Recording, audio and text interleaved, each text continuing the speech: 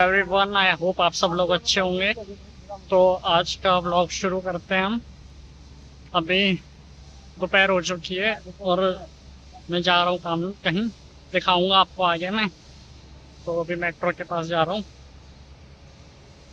तब तक बने रहिए इस व्लॉग में। सॉरी यार, थोड़ा कंसिस्टेंसी टूट रही है, बट रेगुलर बनाना शुरू करूँगा प्रॉपरली। अब आगे मिलते हैं आपसे। हम मेट्रो आ चुका हूँ और यहाँ पे मेरे को विनोद सर है, मिलेंगे, फिर यहाँ से निकलेंगे हम। तो बताऊंगा अभी आपको कहाँ जा रहे हैं हम। काफ़ी टाइम बाद जो है निकला हूँ घर से, मतलब हो गए 2-4 दिन तो।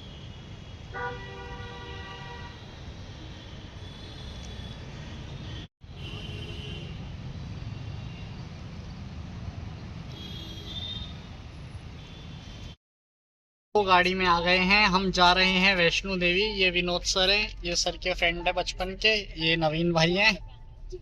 तो अभी सफ़र का मज़ा ले रहे हैं, आपको रास्ते में दिखाता रहूँगा मैं। थोड़ा बहुत सिनेमैटिक शूट करने की कोशिश करूँगा, वो भी दिखाऊँगा। तो अब आपसे मिलते हैं हम आगे ढाबे पे जब चाय पियेंगे। कहाँ पहुँच गए अभी हम? कहाँ पहुँचे नवीन भाई? पानीपत पार कर लिया हमने। पानीपत पार कर लिया अभी हमने। गाड़ी जा रही है खेचू खेच। कितने बजे चलाई, कितने बजे निकले हम? 6 बजे। हाँ 6 बजे निकले।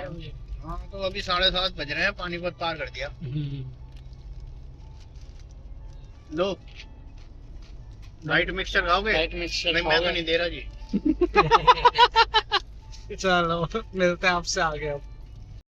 तो दोस्तों अब आए हैं हम चाय पीने ढाबे पे।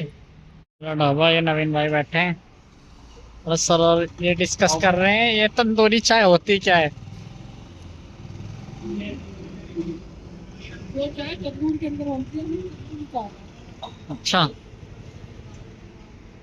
तो कुल्हड़ को भूनते रहते थे। हाँ, कुल्हड़ को भूनते ना, काला वाला होता है, तो डाल के फिर दूसरे में उबलते निकलती है। तो देखो और रखी कुल्हड़। अब देखो चाय पियेंगे, सुस्ती आ रही थी बैठे बैठे। पे आ गई अपनी चाय, अपनी चाय है।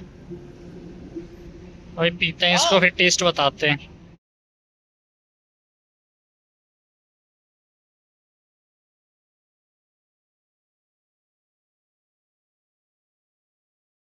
तो अभी खाना खाने के लिए रुके हुए हैं ढाबे पर। पर यार इतने ज्यादा आपको आवाज आ रही होगी रोड की, रात में टेम्पो वगैरह ज्यादा चलते हैं तो उनकी आवाज आ रही है। मिक्स वेज है ना? कौन सी वैसे हमने तो दाल ऑर्डर करी है। वैसे ना कभी भी रोड पे ढाबे पे खाना खाना सबसे बेस्ट है दाल लो, क्योंकि दाल के साथ क्या हर इंसान दाल खाता है तो टेस्ट सही रहता है। ज्यादा एक्सपेरिमेंट करने पे ना फिर मजा नहीं आता। अरे विनोद बता यार। दाल रोटी मंगाओ और क्या मंगाना है? हाँ वही तो है। सर सो गए थे, अब सो के आए हैं। ये दाल मखनी की दाल फ्राई कर दे सीधी, सादा सही। एक दाल मखनी मंगा ले, एक दाल फ्राई मंगा ले। और दोनों ही ठीक है यार, लिक्विड में सही। एक दाल मखनी, एक दाल बटर रोटी मिक्स तो ठीक, सूखे में है ना। यार बाल भी इतने छोटे हैं ना, ये ढंग से सेट होते हैं ना, कुछ ऊपर से चोटी निकलनी, छोटी सी। तो के उठ गया लाला, भूला लग रहा हो, आंखें लग रही है तो।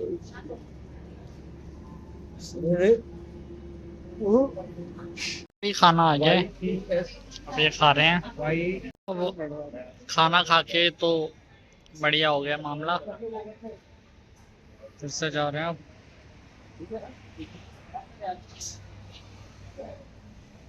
ये है ढाबा कोई। मेरी गाल सुनना।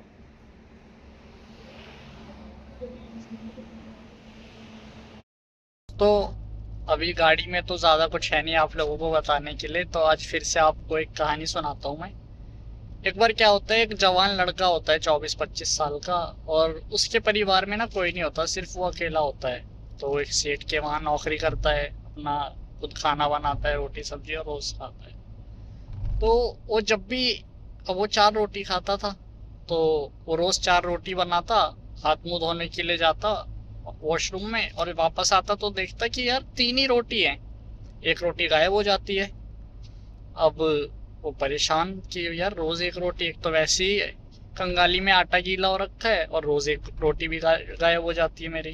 तो तो एक दिन क्या करते, देखते कि चूहा है ना, रोज एक उसकी रोटी लेके चला जाता है।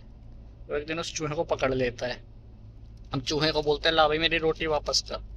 तो चूहा बोलता है कि भाई ये रोटी जो है ना, ये मेरे नसीब की है, तू मेरे नसीब की रोटी क्यों ले रहा है। तो बोलता है देख मैं वैसी परेशान हूँ जिंदगी में, अकेला हूँ, वैसी इतनी तकलीफ है मेरी जिंदगी में, मैं उनके सवालों से नहीं निकल पा रहा, तूने और मेरे को परेशान कर रखा है, रोज मेरी एक रोटी लेके चला जाता है।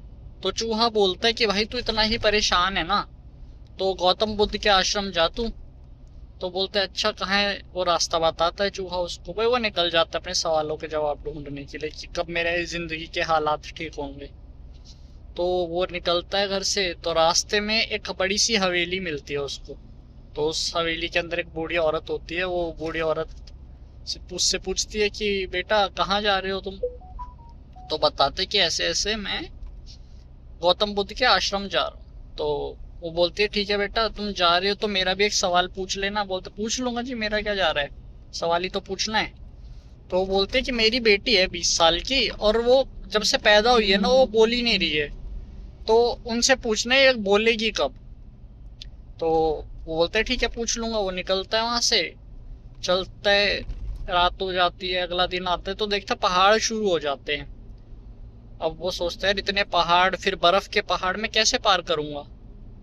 तो वहां उसे एक जादूगर मिलता है, और वो जादूगर से बोलता है भाई साहब आप तो जादूगर हो, आप छड़ी घुमाओ और मुझे ये पार करवा दो पहाड़। तो पूछता है अच्छा पहाड़ तो मैं पार करा दूंगा, पर जाना कहाँ है तुमको। बोलते है मेरे को गौतम बुद्ध के आश्रम जाना है, ये पहाड़ पार करके हो। बोलते है ठीक है तुम वहां जा रहे हो ना, मैं भी तुम्हें पहुंचा दूंगा, लेकिन मेरा एक सवाल पूछ लेना उनसे। मैं कई हजार सालों से यहाँ तपस्या कर रहा हूँ, मेरे को स्वर्ग जाना है, कब पहुंचूंगा मैं स्वर्ग, ये पूछना उनसे। तो बोलते ठीक है। वो फटाफट छड़ी घुमाता है जादूगर, और वो उसे पहाड़ पार करवा देता है। फिर सपाट जो है लैंड आ जाता है वहां पे। वहां पे कुछ घंटे चलता है तो नदी आती है बहुत बड़ी। तो सोचता है यार पहाड़ तो पार हो गई, अब ये कैसे पार करूंगा। उसे एक कछुआ दिखता है बहुत बड़ा। वो कछुए से बोलता है भाई साहब आप मुझे नदी पार करवा दो। पूछते किस साइड जाना है आपको। बोलते है गौतम बुद्ध के आश्रम जाना है। बोलते अच्छा तो मेरा भी एक सवाल है, उनसे पूछ लेना कि मेरे को ड्रैगन बनना है, मैं 500 सालों से कछुआ ही हूँ, कैसे बनूंगा। बोलता है ठीक है मैं पूछ लूंगा। गौतम बुद्ध क्या वो कछुआ पार कराता है। तो गौतम बुद्ध के आश्रम पहुंचता है वो, तो देखते हैं उस टाइम सत्संग वगैरह कुछ चल रहा होता है जो वहाँ पे नॉर्मल आश्रमों में चलता है। फिर गौतम बुद्ध बोलते हैं सब सवाल पूछो, लेकिन मैं बस 3 ही सवालों का जवाब दूंगा हर इंसान के। तो वो सोचता है अब मैं किन के सवाल पूछूं, सवाल है 4 और पूछने के लिए बोल रहे सिर्फ 3। अब वो सोचता है सबसे पहले उस औरत के बारे में, यार 20 साल से परेशान है, उसकी बेटी बोल नहीं पा रही है। फिर सोचता है यार जादूगर कई हजार सालों से तपस्या कर रहा है, उसका भी जरूरी है सवाल। तो फिर बोलते हैं कछुए का भी जरूरी है, वो भी 500 सालों से वही है। बोलते मेरा क्या है यार, रोटी तो मिल ही रही है मेरे को, एक रोटी कम मिल रही है, लेकिन कोई नहीं, नौकरी है, जिंदगी तो सही चल रही है, कुछ टाइम बाद मेहनत करूंगा थोड़ी और हालात ठीक हो जाएंगे। तो वो तीनों सवाल पूछ लेता है कि वो औरत है उसकी बेटी गूंगी है, वो कैसे ठीक होगी, कब बोलने लगेगी। तो बोलते जैसे उसकी शादी होगी ना वैसे वो बोलने लगेगी। और बोलता है वो जादूगर ना स्वर्ग जाना चाहता है, वो पूछ रहा था स्वर्ग कब पहुंचूंगा। बोलते है वो जैसे अपनी छड़ी को त्याग देगा वो वैसे ही स्वर्ग पहुंच जाएगा। फिर वो पूछता है कछुए के बारे में, ये कछुआ ड्रैगन बनना चाहता है, वो क्या कैसे ड्रैगन बनेगा, 500 साल से कछुआ। बोलते हैं उससे बोलो अपने कवच को त्याग दे और वो ड्रैगन बन जाएगा। वो पहुंचता है कछुए के पास, कछुआ को बताते हैं कि उन्होंने बताया कि आप अपना कवच छोड़ दो और आप उसी टाइम ड्रैगन बन जाओगे। बोलते हैं लो अभी छोड़ देता हूँ। और जैसे अपना कवच छोड़ता है उसमें से मोती मोती निकलते हैं। उस लड़के को बोलते हैं मोती, ये मेरे मोती किस काम के, इसे आप रख लो। मोती लड़का रख लेता है। वो पहुंचता है फिर जादूगर के पास, जादूगर को बताते हैं उन्होंने बोला कि आप अपनी छड़ी को त्याग दो, आप फिर स्वर्ग पहुंच जाओगे। बोलते ठीक है भाई इस छड़ी को तुम रख लो। वो छड़ी उसको दे देता और वो अपना स्वर्ग के रास्ते चला जाता है। अब उसके बाद फिर वो औरत के वहां पहुंचता है। बोलते हैं उन्होंने बताया कि आपकी बेटी की जैसे ही शादी होगी ना वो वैसे ही बोलने लगेगी। तो बोलती है ठीक है अब तो तुम भी लड़के अच्छे हो, तुमसे शादी करा देती उसकी। वो लड़की को मिलवाती है, उन दोनों को वो देखते एक दूसरे को पसंद कर लेते, दोनों की शादी करा देती है। वैसे वो लड़की बोलने लग जाती है कि आप तो वही हो ना कि उस दिन जो आए थे।